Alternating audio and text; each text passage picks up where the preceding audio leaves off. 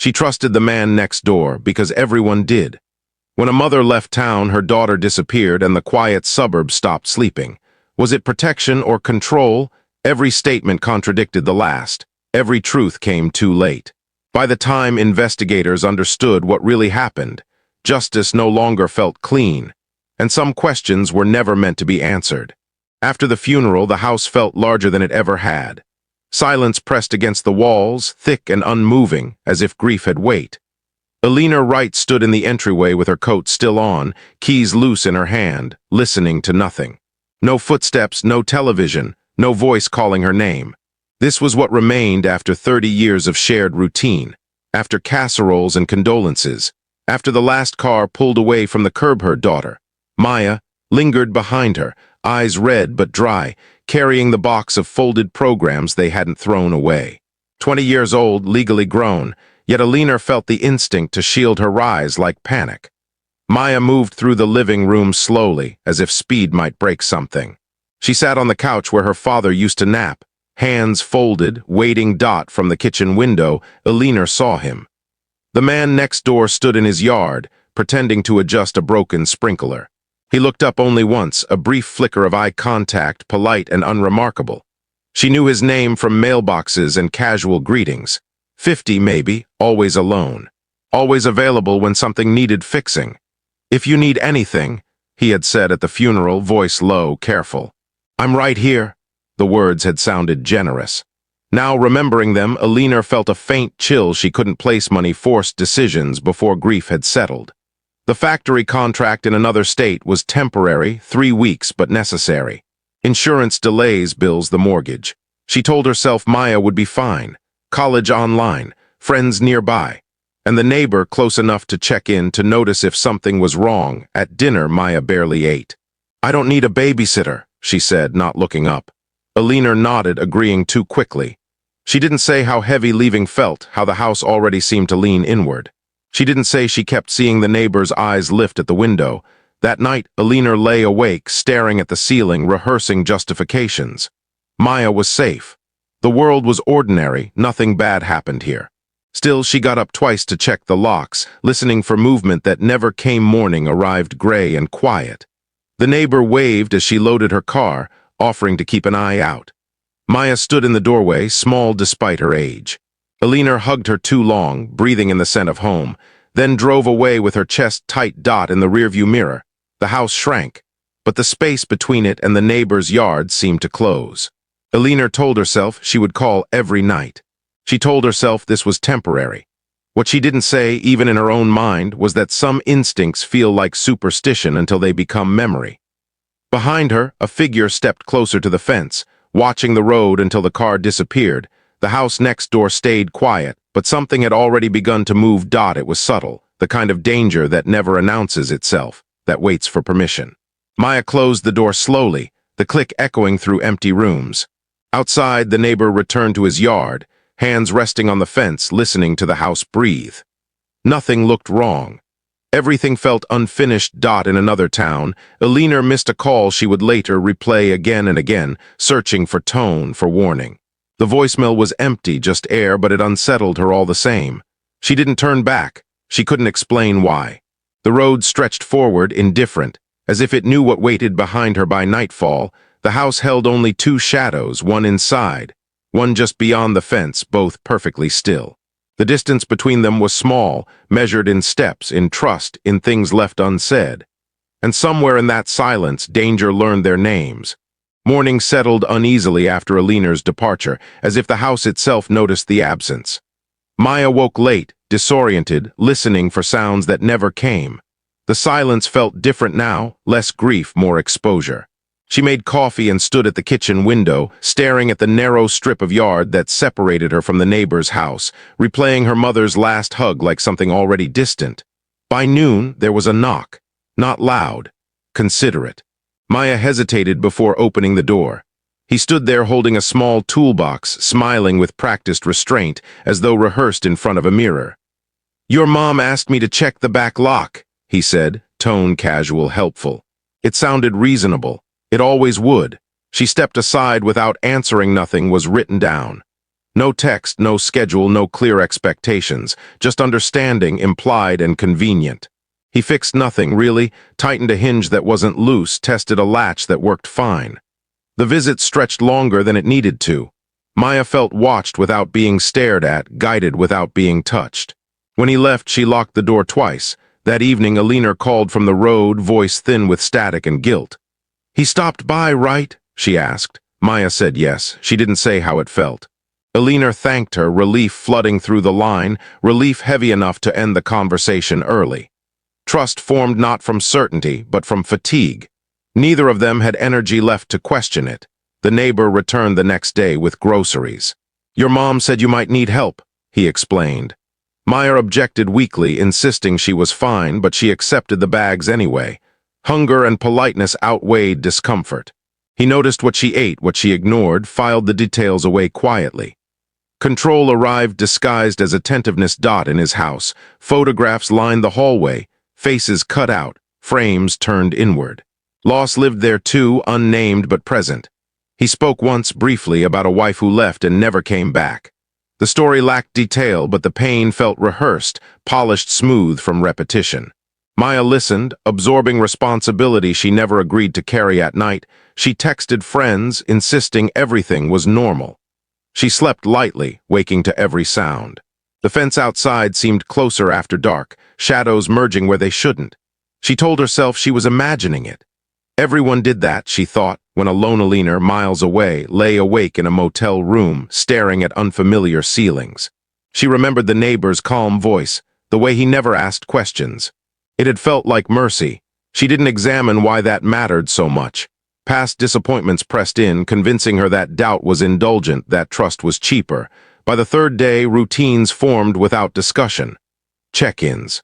Shared meals, doors left unlocked during daylight. Maya resisted internally, but resistance requires direction, and she had none. The balance shifted so quietly it felt mutual. That night, as Maya turned off the lights, she noticed the neighbor's porch still glowing. A silhouette moved behind the curtain, then vanished. She stood in the dark longer than necessary, sensing something unspoken had already been agreed to, something no one would later remember consenting to. Maya told herself the night was hers. That was the word she used, hers, as if ownership could be claimed simply by surviving the day. She cooked pasta at midnight, ate it straight from the pot, left dishes in the sink without guilt. No one commented, no one corrected her. The house breathed differently after dark, looser, almost permissive, and for a moment she felt something close to relief. The neighbor's light came on just after 1. She noticed without meaning to. The glow slipped through the fence slats, a quiet reminder that she was not entirely alone.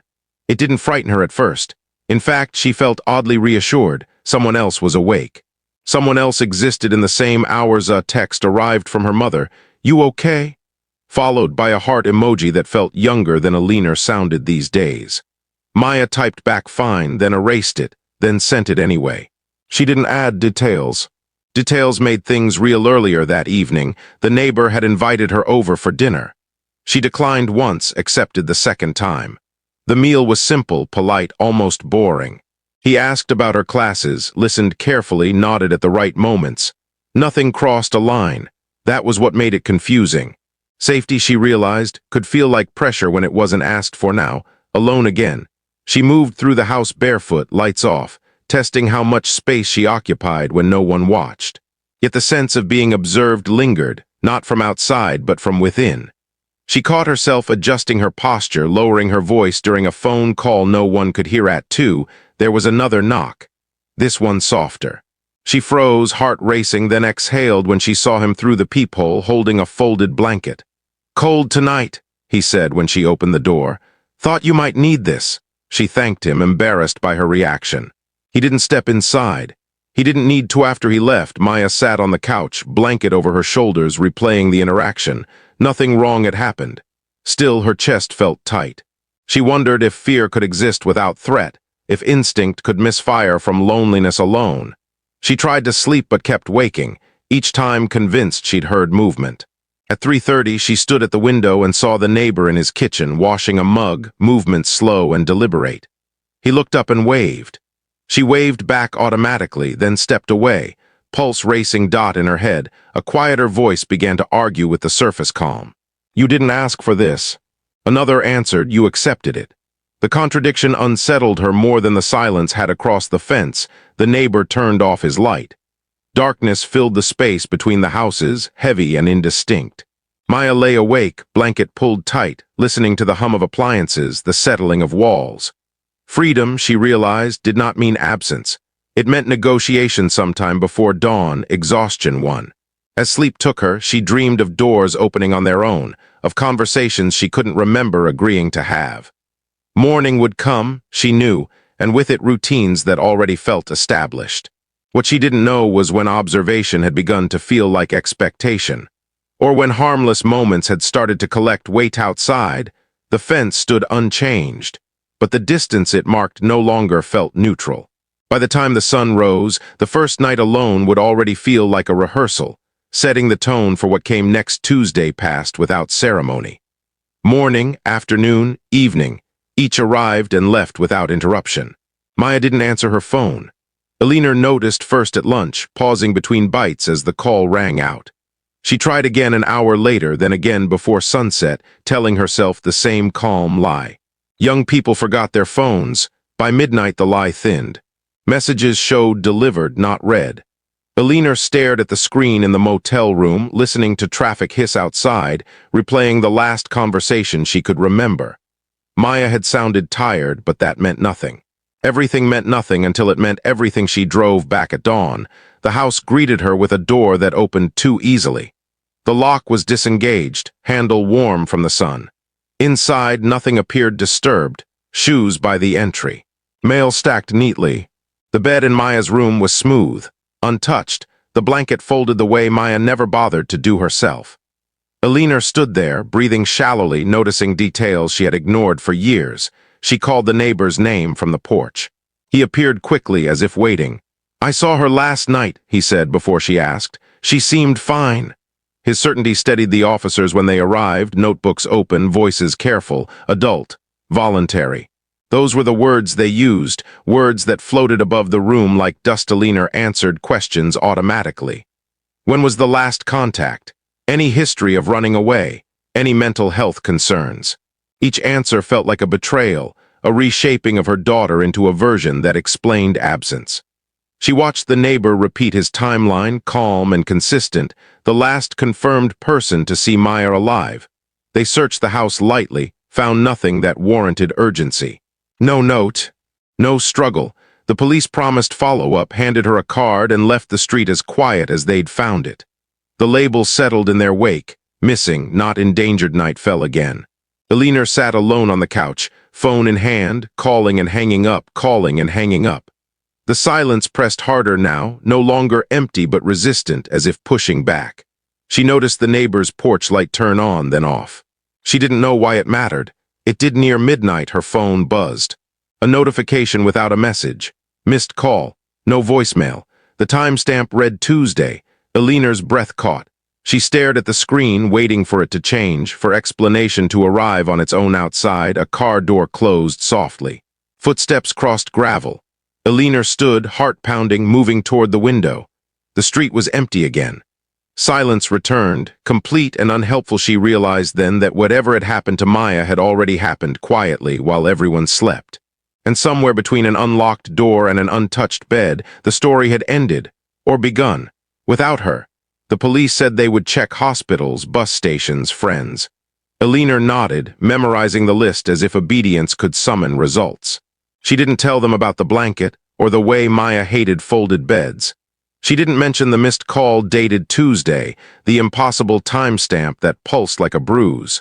She walked to the back fence and rested her hands on the wood. From there, the neighbor's kitchen window glowed. A figure moved, paused, then the light snapped off. Elena stepped back, suddenly aware of how thin the barrier was. Her phone vibrated again. This time, a message preview appeared, no sender name, just 3 words. She unlocked the screen with shaking fingers. The message vanished before it fully loaded, leaving only the time and a feeling of being watched, as if silence itself had learned how to speak. Somewhere, someone knew exactly when she would look back. The detectives returned 2 days later, this time without apologies. Their questions carried weight now, sharpened by repetition. Alina sat at the dining table, hands wrapped around a cold mug, listening as they rebuilt the week in careful increments. Times, movements, who spoke to whom and when. The story felt familiar until it didn't. The neighbor sat across from them, posture relaxed, answers immediate. He described Tuesday evening again, word for word, the same phrasing, the same pauses. It was impressive almost. One detective glanced at the other, a look that suggested memory rehearsed too cleanly. Consistency, Alina realized, could also be a performance. They asked about texts, calls, casual check-ins. The neighbor smiled gently. "I didn't want to intrude," he said. Yet his phone showed frequent messages, short, practical, unanswered. He framed them as concern. The timestamps clustered late at night. No law against that, the detective noted, but he wrote it down anyway. Alina felt heat rise in her chest as they spoke about Maya like a schedule. She corrected small details without meaning to. Maya hated pasta reheated. Maya never left doors unlocked. Each correction tightened the room. The neighbor watched her closely, nodding, as if learning something new. Later outside, one detective asked Alina about prior contact. Anyone else who might have worried her? Alina hesitated, then shook her head. She did not mention the blanket. She did not mention the way Maya had gone quiet during calls. Silence still felt safer than accusation. At the station, files were pulled.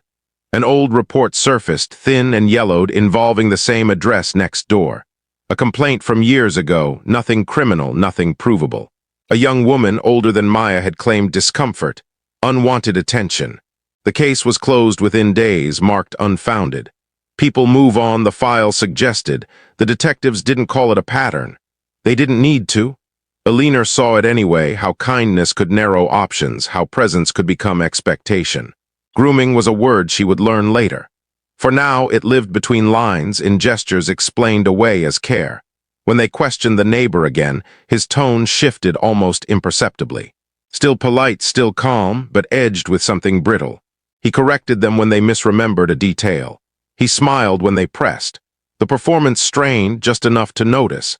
That night, Alina lay on Maya's bed, staring at the ceiling, replaying conversations with new ears. Had Maya sounded grateful or managed? Had Alina mistaken relief for safety? The questions arrived too late, crowding the dark. The next morning, the detective called. They had found a discrepancy, a receipt, a time that didn't align. Small but real. "We're expanding the scope," he said. Alina thanked him, voice steady, heart racing across the fence. The neighbor watched the house as patrol cars passed again. His calm returned, settling into place like a mask refitted. Control, Alina understood now, wasn't loud. It was patient. And somewhere within the timelines, something had shifted, exposing a truth no one had been ready to name yet. The first file surfaced by accident. An officer searching Maya's laptop for contacts opened an audio folder mislabeled lectures. Inside were voice notes, time-stamped, unedited, meant for no one else. Alina listened in the station interview room, headphones pressed tight, bracing for something final. What she heard instead was uncertainty. Maya's voice was low, thoughtful, sometimes steady, sometimes shaking. She talked about the house feeling smaller at night, about conversations that lingered too long. She never said the neighbor's name. She didn't need to. She described how attention could feel like relief after loneliness, how being noticed softened fear before sharpening it. "I don't know when it stopped feeling optional," she said in one recording, then went quiet for several seconds. There were journal fragments too, recovered from a cloud account Alina didn't know existed. Short entries. Incomplete thoughts. Maya wrote about guilt, about not wanting to worry her mother, about feeling dramatic for being uncomfortable. One line appeared more than once, slightly altered each time. "If I say no, what happens next?" The detectives didn't comment while Alina read. They watched her face instead. The silence in the room felt different from before, heavier, charged with implication. Maya had been afraid, yes, but she had also been negotiating something internally, weighing consequences no one had explained to her. Her agency existed, but it was compromised, bent under pressure too subtle to point a dot in one entry. Maya wrote about accepting dinner invitations because refusing felt rude, about listening to stories she didn't want because leaving felt ungrateful. She questioned herself relentlessly. Is this just kindness? Am I imagining it? The doubt threaded through every page, eroding certainty from the inside. Alina felt something break open. She had taught Maya to be polite, to be reasonable, to give people the benefit of the doubt. Those lessons now read like vulnerabilities. She realized how easily silence could masquerade as consent, how fear could coexist with attachment. The simplicity she'd clung to, the idea of clear right and wrong, collapsed under the weight of nuance. The detectives finally spoke. "This changes how we look at her disappearance," one said carefully, "not what happened, how it unfolded." The framing shifted from runaway to something quieter, more disturbing. They still avoided certain words, but Alina heard them anyway, forming between breaths. When they returned to the neighbor with new questions, his answers remained composed. He acknowledged the dinners, the conversations, the concern. He framed Maya's participation as choice, mutual, innocent. The detectives listened without interrupting. They had learned that truth sometimes hid inside reasonable explanations. That night, Alina sat alone again, replaying Maya's voice through headphones. She noticed how often her daughter paused before finishing a thought, how often she softened statements that might sound accusatory. Silence, Alina understood now, wasn't absence. It was labor. The next morning, the lead detective called early. "We're bringing him in again," he said. "Formal this time." Alina closed her eyes, gripping the phone. The past was rearranging itself, revealing outlines she'd missed. Maya hadn't told police because she hadn't known how. And now, with her words finally heard, the investigation was crossing from uncertainty into confrontation, where calm stories would no longer be enough. The interrogation room smelled faintly of antiseptic and fear. Alina sat in the hard chair, hands twisting a tissue she hadn't touched until now. Across the table, the neighbor leaned back, arms crossed, face calm but not entirely unmarked. The detectives had already played snippets from Maya's recordings, journal fragments, and her own calls. They wanted confirmation. They wanted edges where ambiguity could no longer hide. "Did she seem uncomfortable?" the lead detective asked. Alina swallowed, eyes darting to the neighbor. Her voice trembled before she spoke. I don't know, she didn't tell me. I thought she was fine." The words sounded weak, even to her own ears. The neighbor tilted his head slightly. "I was careful," he said. "I never crossed a line." But the edge in his tone was noticeable, small, like a crack forming in glass. He had been patient until now, subtle, measured, yet something shifted in the pause that followed, a tightness around his jaw. Detectives asked again. "Did she ever ask him to leave? Did she ever protest?" The neighbor repeated answers with mechanical precision. She was polite, she said nothing, but repetition felt different under scrutiny. Calm began to curdle. Each question chipped at the veneer, revealing a hint of defensiveness, a flicker of impatience. Alina could feel it too. Guilt swelled inside her chest, thick and suffocating. She had left. She had trusted. She had ignored instincts that now screamed. Her hands gripped the tissue so tightly it tore, edges catching on knuckles. Every word she hadn't spoken, every reassurance she'd given herself, collided in one tight knot of shame. The detectives paused, sharing a look. Legal limits hampered them. Nothing definitively illegal had occurred yet. Circumstantial evidence could not carry charges. Reports, logs, interviews, all lined up, but they could not prove intent, only implication. The tension shifted subtly from what happened to what could be proven. The neighbor leaned forward suddenly, voice sharper, eyes narrowing. "This is unnecessary. I've told you everything. You're wasting time." His hand tapped the table. A twitch, a stammer in his calm, something previously invisible now rose, a tremor of control being tested. Alina noticed the shift immediately. His defensiveness felt like a warning, a test of endurance. The room became smaller, tighter, the air thick with unspoken threats. She wondered if leaving home had already set in motion events she could not anticipate, if the calm she relied upon had been manufactured for months. The detectives tried to maintain structure, steering him back, keeping questions procedural. But the neighbor's composure had begun to erode. Tiny tells, hand movements, eye contact, the slight change in tone revealed cracks. Alina felt trapped between guilt and fear, between memory and evidence, between what she had left behind and what she now had to face. When the session ended, the neighbor walked out without another word, leaving silence heavier than before. Alina remained seated, head bowed, the weight of what might be true pressing down. The officers exchanged quiet notes, aware they were chasing truth without certainty. That night, Alina returned to Maya's room alone, scanning for familiar signs, replaying conversations, wondering which details mattered and which didn't. Outside, lights in the neighbor's house flickered on and off uneven. Something was shifting. The danger previously abstract was now tangible, waiting just beyond walls she thought safe. Tomorrow would demand answers she wasn't yet ready to hear. The next morning, the detective's phone rang early. The voice on the other end was hurried, anxious, and certain. "I saw her," the witness said. "She left the house on her own. Car keys in hand, smiling even." The claim seemed innocuous at first, almost helpful. But the tone carried conviction, a certainty the investigators couldn't ignore. Alina froze as the details were read aloud. Smiling. Voluntary departure. The words felt alien, reshaping memories she had thought solid. She remembered Maya in the kitchen, hesitant, tired, but never cheerful at the door, never confident in leaving without a plan. Her stomach sank. By afternoon, the story had shifted. Local reporters ran pieces highlighting the daughter's supposed independence, framing the disappearance as a potential runaway case. Social media buzzed. Hashtags implied choice. Public sympathy fractured almost instantly. Friends and neighbors questioned Alina's judgment, while others sided automatically with the eyewitness account. Detectives returned to the scene, retracing steps, reviewing the timeline. They interviewed the witness again. In person, the man appeared nervous, fidgeting with his coat. Yet he insisted the daughter had left willingly.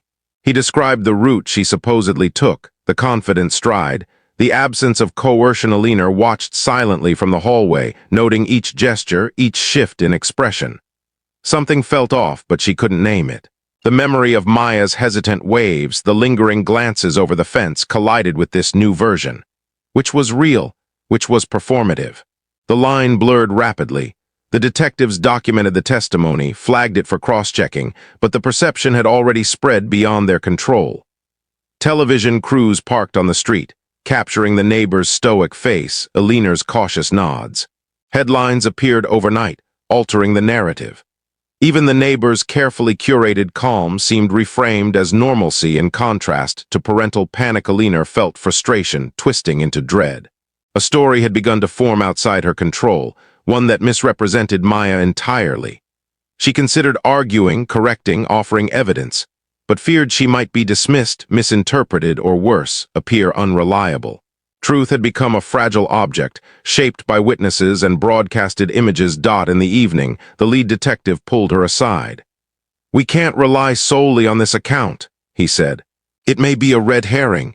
Alina nodded, though the term felt hollow. A red herring. Something meant to distract, yet the distraction now shaped perception everywhere. She returned to Maya's room later, scanning the desk, the untouched bed, the familiar chaos. Nothing had changed, but the meaning of everything had shifted. Even ordinary objects, textbooks, a half-empty water glass, felt charged with new ambiguity. Outside, the neighbor's house remained still, lights off. But Alina caught a shadow moving past a curtained window, brief, precise. Her pulse quickened. Was it a glance, a warning, or another performance feeding the story everyone now believed? That night, Alina lay awake listening to the quiet street.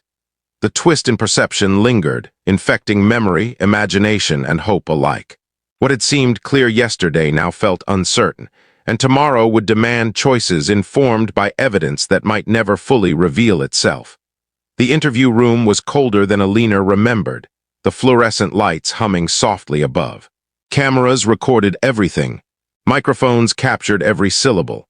The neighbor sat across from the lead detective, hands folded neatly on the table, back straight, eyes calm, or at least that's what he wanted everyone to believe. The questions began cautiously.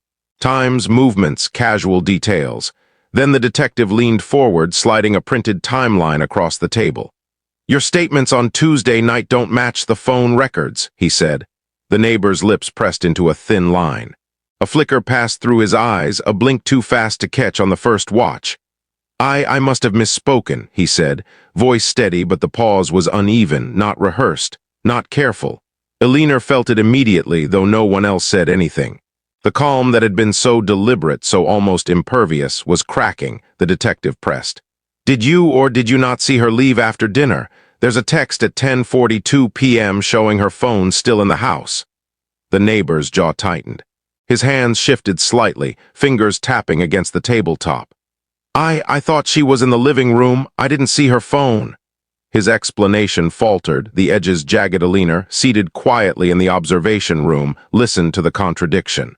Everything she had held in her memory, the late-night knocks, the blanket, the precise timing of meals, suddenly aligned with phone records, police notes, and that overlooked social media ping from Maya's laptop. One detail, previously dismissed, now clarified the entire timeline. The neighbor leaned back, blinked rapidly, then tried to recompose. "I may have got confused," he said again, but Alina heard it differently now. Confusion sounded like exposure. The performance of control, perfected over weeks, could not hold against the accumulation of evidence. The detectives exchanged glances, subtle nods. They had suspected inconsistencies before, but this was different. It was not minor. This was alignment, threads forming a web that previously existed only in fractured perception. Patterns emerged from chaos. Alina's chest tightened. The truth had begun to occupy space alongside the lies. She realized that every interaction she had discounted, every polite gesture from the neighbor, every unexplained visit now carried a shadow of significance. The recordings, previously abstract, now told a coherent story. Questions became more pointed. Were you alone with her after dinner? Did she ever express discomfort? The neighbor stammered, hesitated, then answered defensively, tone sharper than before. He admitted to small overlaps, times when he had been present without direct supervision, times when interactions had been closer than necessary. Each admission was measured, yet each crack widened the room's tension. By the time the session ended, the neighbor's emotional control had frayed visibly. He walked out without looking back, shoulders tight, jaw clenched. Cameras captured every subtle gesture, every flicker of unease. Alina left the observation area slowly, heart racing, aware that something fundamental had shifted. For the first time, the story of Maya's absence felt less like speculation and more like a puzzle beginning to fit. One small misstatement had opened the door to the larger truth. And beyond the room, the quiet suburb waited, unaware that the delicate balance of appearances was collapsing.